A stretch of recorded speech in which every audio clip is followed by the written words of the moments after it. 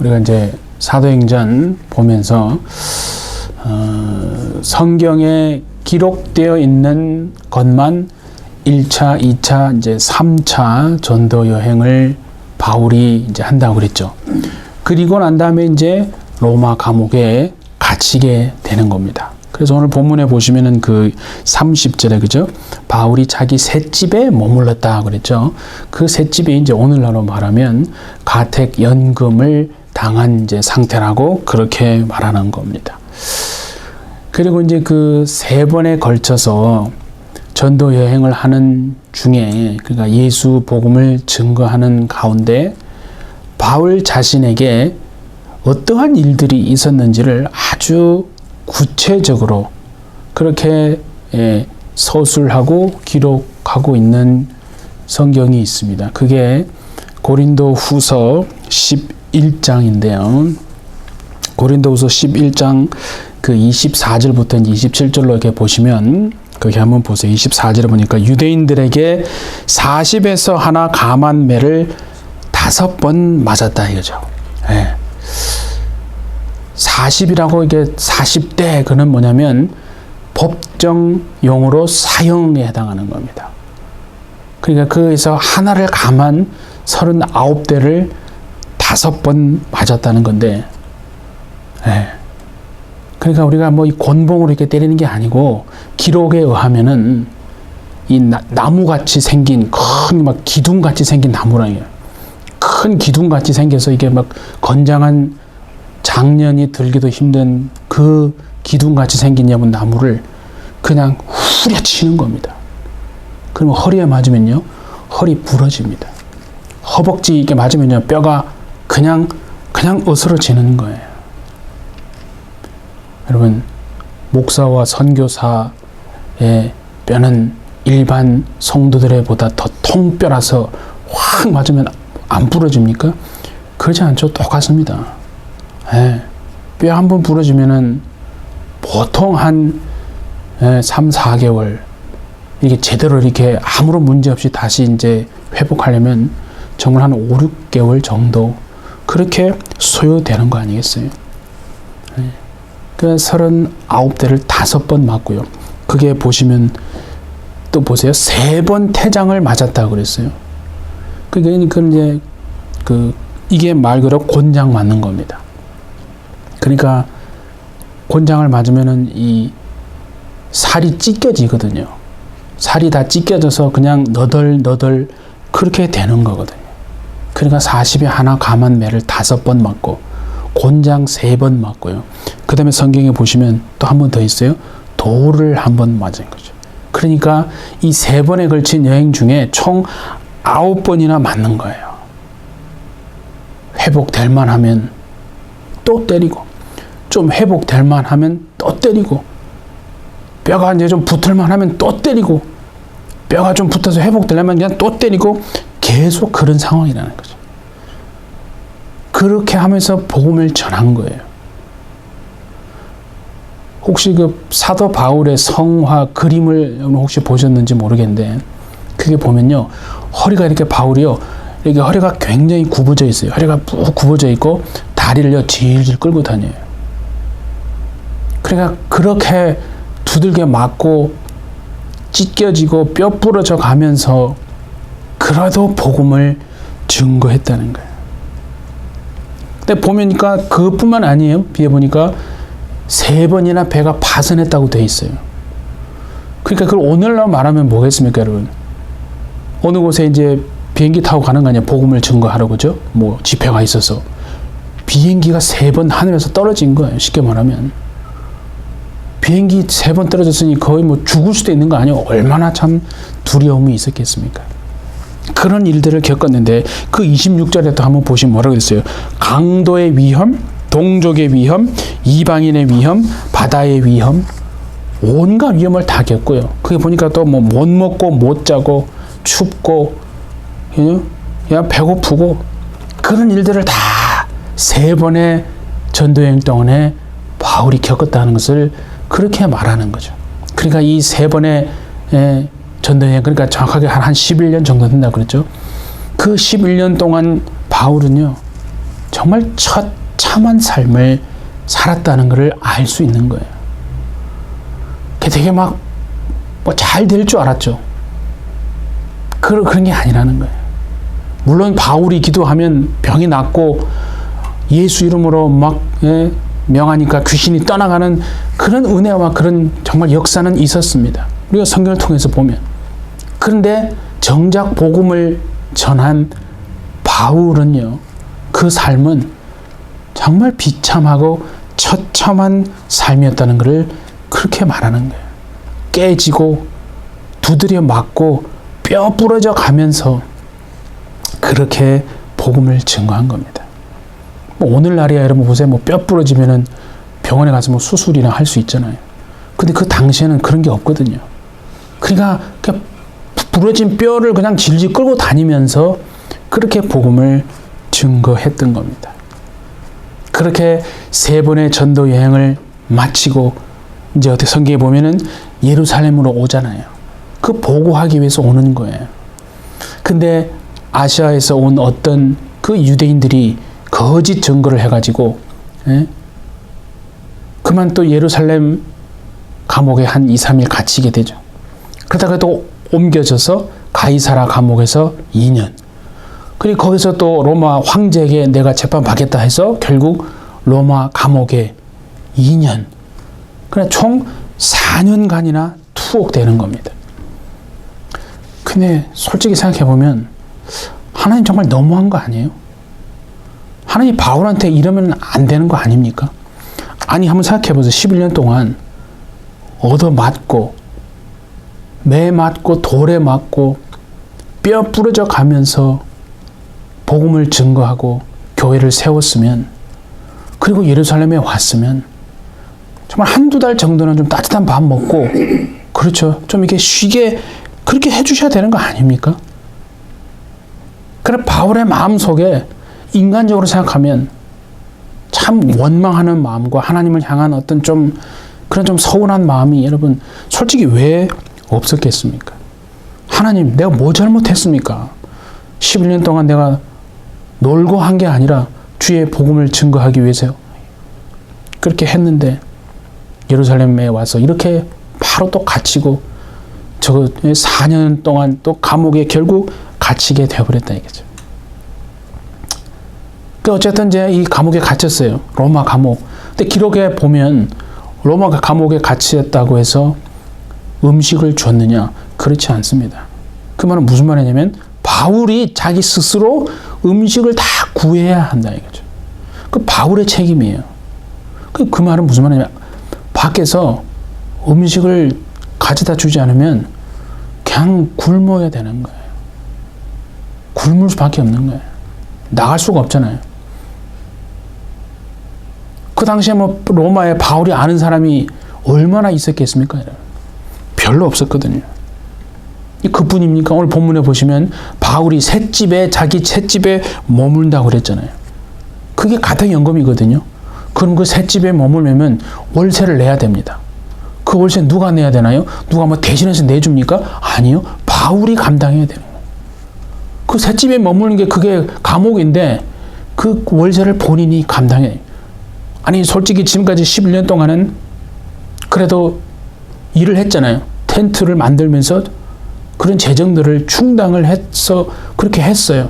근데 지금은 꼼짝없이 밖에 나갈 수가 없는 거예요. 그러니까 그 재정의 압박, 지금 당장 월세를 내야 되는데 뭐 돈이 어디 있습니까? 그런 엄청난 지금 상황이라는 거예요. 근데 그뿐인 줄 아십니까? 들리는 소문이 아주 이렇게 막 거짓 소문이 들려오는 거예요. 전혀 사실이 아닌데도 불구하고 바울 자신에 대한 정말 수치스러운 소문이 들리는 거예요. 야, 바울 갇혀된다. 아, 야, 괜찮아. 바울 잘못한 거 없어. 곧 풀려날 거야. 그렇게 막 얘기를 하는데 솔직히 그 당시에 바울이요. 3차 전도 여행을 끝내고 그 로마 전역에 기근이 있었거든요. 그래서 그 마케도니아와 그 아가야 지방에서부터 헌금을 이렇게 모아서 예루살렘에게 이제 교회에게 전달을 하는 이제 그런 상황이었어요. 그런데 돈을 가지고 오는 거예요. 그러니까 그런데 오자마자 바로 잡혔다고 그랬잖아요. 예? 그러니까 사람들이 얘기할 거 아니에요. 야, 예? 저 진짜 바울이 돈 어떻게 한 거 아니야? 그래도 옆에 사람들이 야, 사도 바울이야. 바울이 어떻게 그런 일을 하겠어? 예? 야, 기다려봐. 곧 풀려날 거라고. 근데 바로 잡혀서 곧 풀려날 거라고 했는데 1년, 2년, 자그마치 4년 동안 감옥에 투옥된다 이거죠. 그러니까 사람들이 막 수근수근 대는 거예요. 소문이에요. 그러니까 억울한 누명이에요. 오해예요. 야, 진짜 한 거 아니야? 저거 바울이 횡령? 막 그런 소문이 막 들리는 거예요. 그 수치스러운 자기에 대한 그 거짓이지만 오해로 말미암아 막 소문이 들려오는 거 아니겠어요? 그래 한번 생각해보세요. 지금 바울이 어떤 상황입니까? 몸은 두드려 맞아가지고 다 깨지고 뼈는 부러지고 막 예? 그런 막 몸은 지금 말이 아니에요. 지금 이미 그냥 맛이 간 거예요. 그러면서 지금 재정의 압박은 또 있어서 그 월세 자기가 내야 되는데 돈이 없어 내지도 못하는 상황이죠. 외부에서는 야, 바울이 저거 헌금 저거 횡령한 거 아니야? 라고 하는 소문 막 억울한 누명까지 들리죠. 이해가 되시죠, 여러분? 그런 상황이에요. 지금 그런 상황인데 바울이 그 감옥에서 쓴 편지가 있습니다. 그게 빌립보서거든요. 그래서 빌립보 성도들에게 지금 어떻게 썼습니까? 빌립보 교회 성도들이요, 기뻐하십시오. 내가 다시 말합니다. 여러분 기뻐하십시오. 나와 함께 정말 기뻐하십시오. 그 지금 상황에서 기뻐하라고 편지를 쓴다 이거죠. 보통은 이게 말이 안 되는 거예요. 감옥 안에 있는 사람이 감옥 밖에 있는 사람을 향해서 기뻐하라는 거죠. 보통은 어떻습니까? 감옥 밖에 있는 사람이 억울한 누명을 쓰고 감옥 안에 있는 사람을 향해서 야, 어째 너한테 이런 일이 일어났냐? 하나님도 무심하시지. 그래 좀 견뎌라. 막 이렇게 하는 것이 일반적인 거잖아요. 근데 지금 이 성경은요, 완전히 그거를 뒤집어 엎는 거예요. 감옥 밖에 있는 사람이 아니고 감옥 안에서 억울한 정말 누명을 써서 수치스러운 그 정말 누명을 써서 오해 때문에 막 마음이 막 무너져 있는 사람이 감옥 바깥에 있는 사람을 향해서 기뻐하라는 거예요. 주와 함께 기뻐하십시오. 얻어 맞아가지고 지금 몸이 다 뭉개져서 지금 막 얼마나 고통스럽겠습니까? 재정의 압박 때문에 지금 눌려 있는 사람이, 고통 중에 있는 사람이 감옥 밖에 있는 건강한 사람을 향해서 기뻐하십시오, 여러분. 주 안에서 다시 말합니다. 기뻐하십시오. 어떻게 과연 그럴 수가 있는가? 이게 도대체 어떻게 과연 그게 가능한 것인가? 바울의 기쁨이란 게, 바울이 정말 기뻐하는 그 기쁨이 도대체 무언가? 어디에서 온 건가? 참 정말 부럽습니다. 그렇죠? 예. 근데 오늘 우리가 이 빌립보서를 한번 찾아볼수록, 우리 빌립보서 1장 12절에서 15절, 자, 같이 한번 봅니다. 바울이 정말 기뻐하는 이유가 이겁니다. 형제들아, 내가 당한 일이, 그래서 당한 일이라는 것은 본인이 감옥에 갇힌 걸 말하는 거예요. 내가 당한 일이 도리어 복음 전파의 진전이 된 줄을 너희가 알기를 원하노라. 이러므로 나의 매임이 그리스도 안에서 모든 시위대 안과 그 밖의 모든 사람에게 나타났으니 형제 중 다수가 나의 매임으로 말미암아 주 안에서 신뢰함으로 겁없이 하나님의 말씀을 더욱 담대히 전하게 되었느니라. 어떤 이들은 투기와 분쟁으로, 어떤 이들은 착한 뜻으로 그리스도를 전파하니. 그러니까 지금 바울이 뭔 얘기를 하냐면 자신은 갇혀 있어서 기쁘다는 거예요. 풀려나서 기쁜 게 아니고 갇혀서 지금 감사하다는 거예요. 왜 그러냐면 자기가 갇혀 있어서 지금 복음을 증거하지 못하니까 가만히 있던 성도들이 막 일어나는 거예요. 바울이 이제 갇혀서 복음을 증거하지 못하니까 내가 이제 정말 나라도 복음을 증거해야 되겠다. 그래서 막 가만히 있던 성도들이 막 일어나서 복음을 증거하기 시작한다는 거예요. 그 어떤 사람들은 그 성경에 있잖아요. 투기와 분쟁으로 막 시기해서 잘 됐다. 바울이 이제 갇혔네. 그래 내가 저 바울의 사역을 내가 빼앗아야지. 그런 불순한 동기로 인해서 어떤 사람들은 복음을 증거하기 시작한다는 거예요. 그러니까 바울이 갇힘으로 인해서 그 바울의 사역을 빼앗고 그런 불순한 시기와 분쟁으로 인해서 그렇게 복음을 더 증거한다 이거죠. 그러니까 오히려 바울은 자기가 갇힘으로 인해서 복음이 더 증거되어지는 것으로 인해서 기뻐하고 기뻐한다라고 지금 말하는 겁니다. 이게 지금 여러분 말이 됩니까? 이해가 되십니까? 자기는 갇혀 있는데. 그러니까 바울의 기쁨이 만약에 생각해 보세요. 너희들 내가 없으니까 안 되지. 내가 감옥에 갇혀 있으니까 아무것도 안 되지. 거봐. 그래서 내가 기뻐한다. 감사한다. 그런 기쁨이 아니다 하는 거예요. 그렇게 생각할 수도 있잖아요. 근데 그런 기쁨이 아니라는 거예요. 자기가 없으니까 아무것도 안 되지.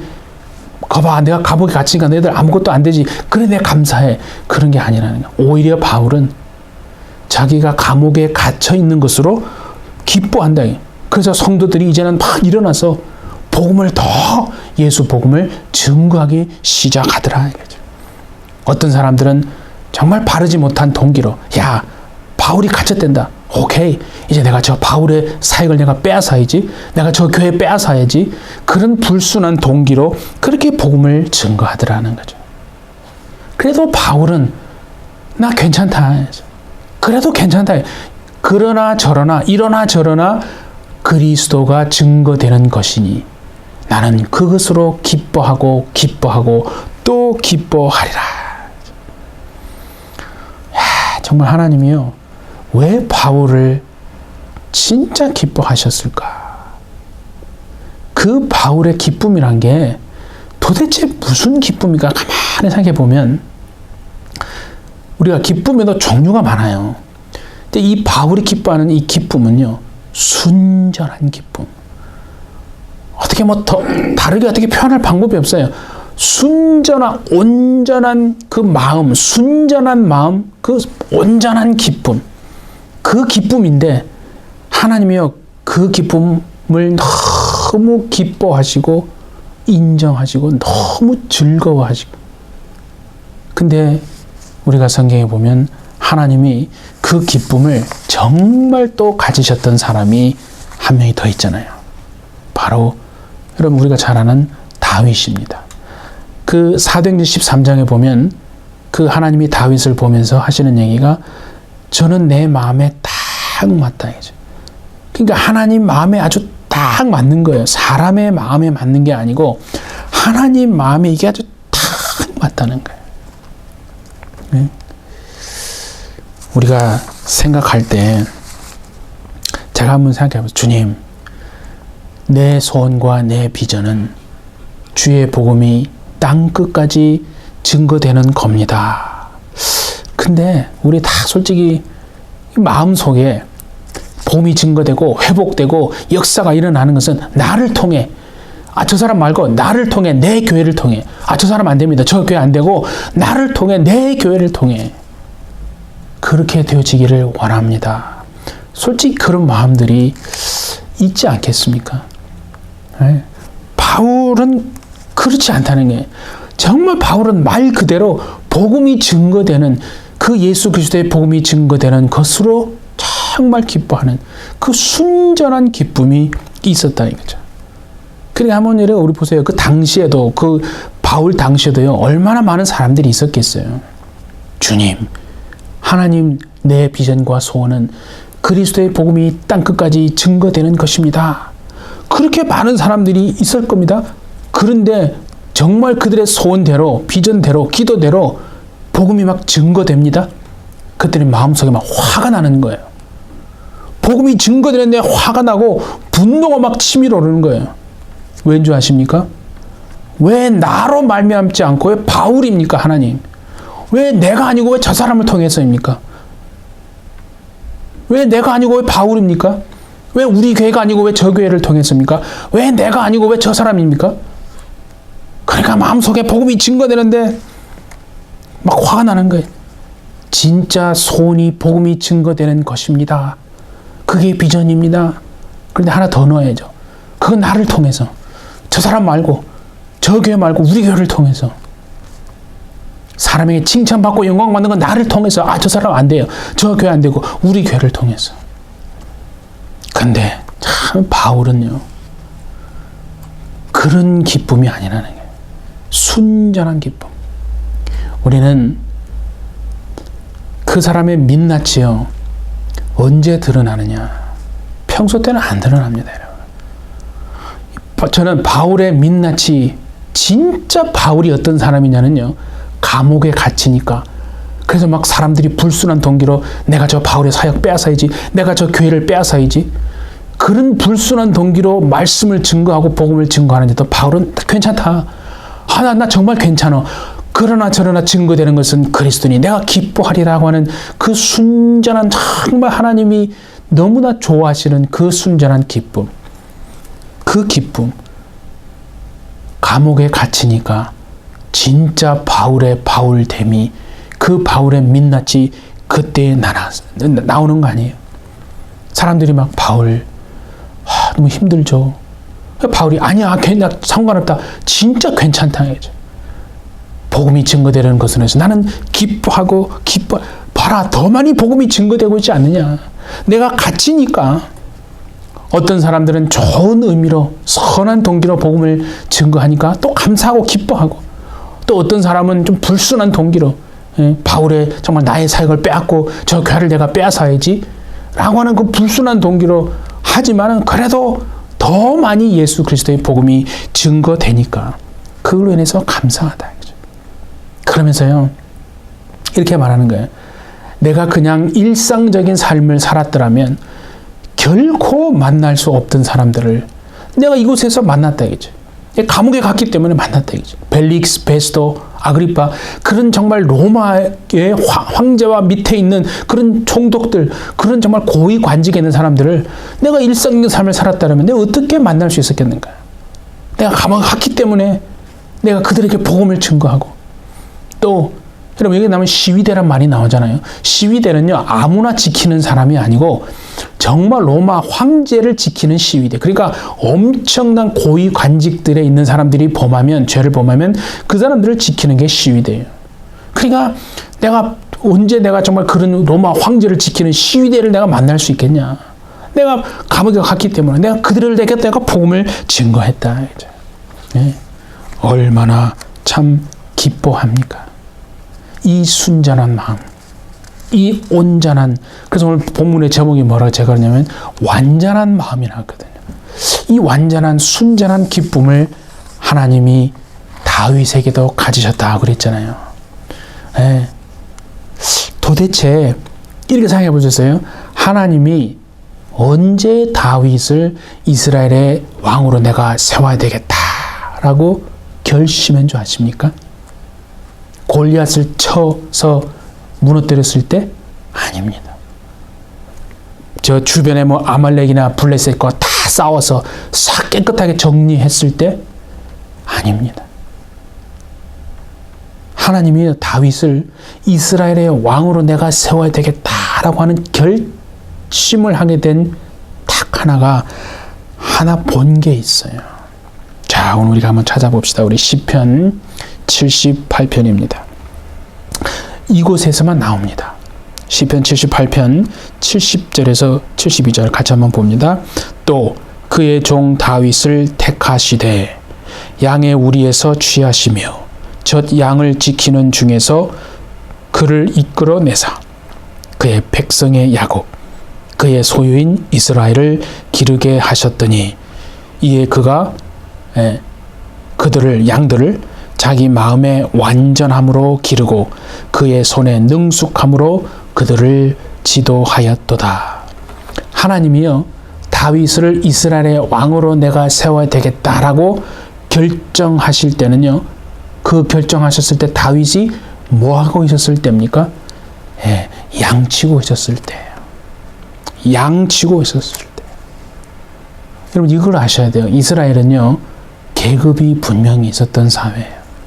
우리 옛날에 조선시대에 여러분 백정, 망나니, 가장 천하디 천한, 그냥 그런 사람들은 그냥 무시하고 깔보고 그냥 함부로 하고 그냥 정말 죽여도 아무도 뭐라고 하지 않는 정말 천하디 천한 그런 존재. 이스라엘에서 그런 존재가 누군지 아십니까? 목동입니다, 여러분. 양치는 사람이에요. 정말 얼마나 천하냐 하면 율법에 따르면요, 목동은, 양치는 사람은 법정에서 법적인 효력조차 없는, 그 정도로 그냥 무시해도 돼요. 그냥 깔보고 함부로 해도 아무도 뭐라고 해요. 정말 천하디 천한 존재가 목동이에요. 하나님이 왕으로 세우려고, 그죠? 사무엘을 이새의 집에 보내잖아요. 다윗의 아버지 집으로. 다 오라고. 네 아들 다 모으라고. 여기 왕이 지금 있다고. 누군지 모르지만 분명히 하나님이 지금 이 중에 있다고 그랬다. 그래서 다 모았어요. 그런데 사무엘이 보니까 이상한데, 이거 여기 다 온 거 맞니? 너네 아들 여기 다야? 여기 지금 왕이 없는데, 이곳에는 없다는 거예요. 그들이 이사가 뭐라고 하냐면, 저기 머리를 막 극적이면서, 한 명이 있는데 걔는 지금 양치고 있다고. 그 무슨 말이냐면요, 그 말은 걔는 무시해도 돼요. 걔는 그냥 쓰레기예요. 걔는 그냥 깔봐도 돼요. 그냥 없는 존재예요. 걔는 완전히 무시당하는, 그냥 그림자 취급하는, 전혀 자기 아버지에게도 인정받지 못했던, 그러니까 형들한테 인정받았겠습니까? 아버지에게도 인정받지 못했는데 형들이 그 뭐 어떻게 다윗을 정말 취급했는지는 가히 상상이 가시죠, 여러분. 그 사람이 다윗이었어요. 그 사람이 다윗. 그러니까 가장 이스라엘에게서 천하디 천하고 하찮은 존재가 양치는 사람이에요. 목동입니다, 여러분. 이스라엘에서 여러분 아이가 태어나면요, 하나님 우리 아이가 유명한 정말 목동이 되게 해주십시오. 그렇게 기도하는 사람은 아무도 없습니다. 아무도 없는 거예요. 그만큼 천하디 천한 사람이 목동이라니까요. 근데 하나님은요, 다윗이 그 양을 치는 목동일 때 내가 저를 왕으로 해야 되겠다라고 결심을 하셨다 이거죠. 그래서 우리가 한번 살펴봅니다. 72절을 다시 한번 보세요. 72절에 보니까 이에 그가 그들을, 양들을 말이에요, 자기 마음의 완전함으로 기르고, 그의 손에 능숙함은 뭐 볼 시간이 없으니까 우리 이것만 좀 봅시다. 더 중요한 거예요. 그의 마음에 뭐라고 했어요? 완전함으로 기르고. 이 지금 완전함으로 번역이 된 이 히브리어의 원래 원어는요, 찾아보니까 텀이에요. 텀. 여러분 한번 꼭 이거 알아두세요. 텀. 완전함으로 번역된 이 히브리어 원어는 텀인데, 사실 이 단어는 좀 어떤 식으로도 사실 쓰이냐 하면 정직함, 성실함, 신실함. 그러니까 정직하고 성실하고 신실한 그런 뜻으로도 번역이 됩니다. 네. 그러면 보세요, 여러분들. 이게 사실 좀 부족하긴 해요. 그러니까 하나님이 그 다윗의 성실함, 정직함, 신실함을 보고 왕으로 하기로 결정했다, 그런 뜻인데, 세상에는요, 성실하고 정직하고 신실한 사람 많습니다. 네. 뭐 다윗만 성실하고 여러분 정말 신실한 정직한 사람이 아니고 세상에 많잖아요. 근데 여러분 이거를요, 이 텀이라는 단어를 우리는 히브리를 잘 모르잖아요. 그러니까 그냥 뭐 성실, 정직 이렇게, 신실 뭐 그 정도만 보는데, 유대인들은요 이 텀이라는 단어를 어떤 사람에게 쓰느냐 하면 이게 이제 기가 막힙니다. 이게 충격이에요. 많은 사람들 앞에서의 모습과 내 혼자 골방에 있을 때의 모습이 똑같은 사람. 무슨 말이겠어요? 많은 사람들 앞에서 있을 때의 모습과 내가 혼자 골방에 있을 때의 그 모습이요, 결코 다르지 않고 똑같은 사람에게 톰이라는 단어를 쓴다는 겁니다. 다른 사람의 양을 돌볼 때 하고 내 양을 돌볼 때의 모습이 다르지 않고 똑같은 사람에게 이 단어를 쓴다는 거예요. 지금 다윗은 목동이라고 했죠. 지금 다윗이 돌보고 있는 그 양들은요, 다 자기 양이 아니에요. 아버지 양도 있고 형들의 양도 있어요. 또 이웃들의 양들도 있을 거예요. 물론 자기 양도 있겠죠. 그러니까 다 자기 양이 아닌 거예요. 그 다른 사람들의 양들 지금 함께 있는 거예요. 근데 예를 보세요. 예를 들어서 갑자기 늑대가 확 나타났어요. 늑대가 나타나가지고 어떤 양의 목덜미를 확 물었어요. 그럼 양 그거 죽는 거 아니에요? 근데 가만히 보니까 그 양이 누구 양이냐면 다윗 자기신의 양이 아니에요. 평소에 자기를 미워하는 둘째 형의 양이에요. 그러니까 다윗이 할렐루야, 하나님 감사합니다. 내 양이 아니고 저 형의 양이네. 아우 잘됐다. 아주 그냥 고소하다. 그렇게 하지 않았다는 거예요. 자기 양이 아니고 자기를 미워하는 둘째 형의 양을 그 목덜미를 늑대가 물었는데도 불구하고 다윗은요, 달려가는 거예요. 달려가서 자기가 막 늑대가 얼마나 자기가 핥히겠어요. 막 핥히고 물 수 있잖아요. 물고 막 얼마 다 찢기는 거 아니에요? 자기가 찢기고 핥힘을 당해도 그 늑대와 싸워서 입을 열고 그 안에 있는 양을 건져낸다는, 그렇게 했다는 것을 말하는 거예요. 자기 양을 돌볼 때 하고 다른 사람의 양을 돌볼 때의 모습이 같은 사람이다. 결코 다르지 않다 이거죠. 하나님이 그걸 보시고 기뻐하신다는 거예요. 하나님이 그 모습을 보고 얼마나 기뻐하시는지, 내가 저를 왕으로 세워야 되겠다. 많은 사람 앞에서 설교할 때의 모습과 내가 혼자 골방에 있을 때의 모습이 같은 사람, 다른 사람의 양을 칠 때의 모습과 내 양을 칠 때의 모습이 같은 사람. 우리가 솔직히 사람의 눈은요, 얼마든지 속일 수 있지 않습니까? 사람의 눈은 얼마든지 속일 수 있어요. 결코 하나님의 눈은 속일 수 없다는 겁니다. 많은 사람들이 이걸 자꾸 착각한다 이거죠. 진짜 그러니까 하나님이 보시는 것은요, 지식, 학벌, 무슨 능력 이런 게 아닙니다. 하나님이 보는 건 절대 스펙이 아니고 지식도 뭐 학벌도 뭐 돈 이런 게 아니다 이거죠. 사람들 앞에 있을 때, 많은 사람들 앞에 있을 때의 모습과 내가 혼자 있을 때의 그 모습이 똑같은, 정말 그 같은 사람, 그 사람을 보실 때 하나님이 뭐라고 하시겠습니까? 너 내 마음에 든다. 너 좋아한다. 너 괜찮다. 사람들은 모릅니다. 그러나 하나님은 그 사람을 보실 때 그렇게 기뻐하시는 거예요. 그러니까 우리가 여러분 기도할 때 하나님 내가 능력의 사람 되게 해주십시오. 물론 그것도 기도하는 게 좋겠지만 정말 하나님 앞에서 마음이 순전한 사람 되게 해주십시오.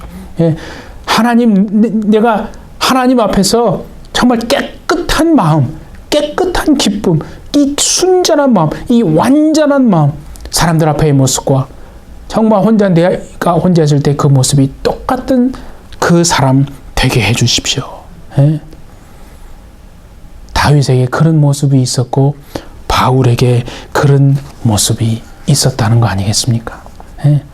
오늘 하나님이 그렇게 말씀하시는 겁니다. 그러니까 사람들 앞에서의 모습과 골방에 있을 때의 그 모습이 같다면 다른 사람의 양을 돌볼 때와 네 양을 돌볼 때의 모습이 같다. 그 다윗에게 하나님 말씀을, 너는 왕이 될 자격이 있다. 그거를요, 다윗이 어떻게 보면 다윗이 그 양을 치고 있는 모습을 특히 오늘날의 모습으로 보면요, 저 건물 뭐 1층에서 유니폼 입고 화장실에서 솔 들고 변기를 막 문지르고 있는 그 모습하고 여러분 똑같은 겁니다. 사람들은 무시합니다. 무례히 행합니다. 야, 내가 없을 때 치워. 냄새 나잖아. 깔봅니다. 그러나 하나님은 그 사람을 그 순간 보시고 다윗을 이스라엘의 왕으로 세우시기를 결정하셨다. 우리가 가져야 할 게 능력이 아닙니다. 아니, 능력 중요하죠. 하나님이 진짜로 우리에게 원하시는 것은 바로 그 모습이다. 순전한 마음의 그 완전한 마음, 그 순전한 온전한 기쁨. 그 바울이 말했던 것처럼 정말 우리의 기도도, 주님, 예수님의 복음이 예수님의 복음이 이 땅에 정말 증거되기를 원합니다. 내가 죽든지 내가 살든지, 내가 매여 있든지 내가 풀려나든지, 주님, 내가 그 상관하지 않습니다. 정말 복음이 증거되지. 그래서 내가 사나 죽으나 나를 통해서 예수 그리스도만 존귀케 되어지기를 원합니다. 정말 이 순전한 마음, 이 온전한 마음의 이 완전함, 하나님이 정말 기뻐하시는 그 마음, 이것이 우리 인생의 기도 제목이 될 수 있기를 예수님의 이름으로 축복합니다. 함께 기도하겠습니다. 하나님 아버지, 우리 해피처치 하나님 앞에서 완전한 마음, 순전하고 깨끗한 기쁨, 많은 사람들 앞에서의 모습과 혼자 골방에 있을 때의 모습이 같은 사람의 시선이 아닌 하나님의 시선을 항상 바라보고 의식하며 살아나가는 우리가 되게 하여 주옵소서. 다른 사람의 것을 나의 것처럼 귀중히 여기고 대하는 그 완전한 마음을 주셔서 하나님 앞에서 정말 하나님을 기쁘시게 하는 삶을 살아가는 은혜를 우리 모두에게 부어 주옵소서. 모든 것 감사드리며 예수님의 이름으로 기도하옵나이다. 아멘.